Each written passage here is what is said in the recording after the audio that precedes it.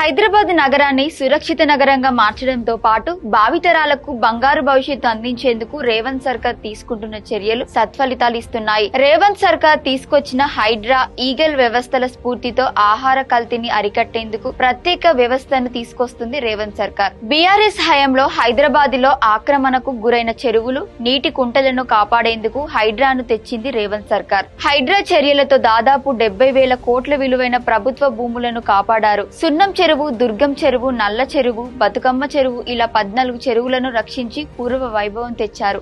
హైదరాబాద్ ను డ్రగ్స్ కు care of address గా మార్చింది బీఆర్ఎస్. అయితే డ్రగ్స్ ను అరికట్టేందుకు రేవంత్ ప్రభుత్వం ఈగల్ వ్యవస్థను తీసుకొచ్చింది. ఆధునిక టెక్నాలజీ, పక్కా సమాచారం, సుశిక్షిత సిబ్బందితో ఏర్పాటైన ఈగల్ టీం డ్రగ్స్ సరఫరాదారులను, డ్రగ్స్ వినియోగదారులను వెంటాడుతోంది. డ్రగ్స్ నియంత్రణకు ప్రచారం చేయటం, అవగాహన కల్పించడం లాంటి కార్యక్రమాలను కూడా ఈగల్ నిర్వహిస్తోంది. తాజాగా ప్రజారోగ్యానికి ముప్పుగా పరిణమించిన ఆహార కల్తీని నియంత్రించేందుకు రేవంత్ సర్కార్ కొత్త చట్టం తెస్తోంది. హైడ్రా, ఈగల్ వ్యవస్థల తరహాలోనే ఈ చట్టాన్ని తేనుంది. మధ్యప్రదేశ్, తమిళనాడు తదితర రాష్ట్రాల్లో అమల్లో ఉన్న ఆహార కల్తీ చట్టాలను కూడా అధ్యయనం చేస్తోంది రేవంత్ సర్కార్. ఈ చట్టం ప్రస్తుతం రూపకల్పన దశలో ఉన్నప్పటికీ హైదరాబాద్ లో వివిధ విభాగాలు ప్రత్యేక టాస్క్ ఫోర్స్ గా ఏర్పాటై దాడులు నిర్వహిస్తున్నాయి.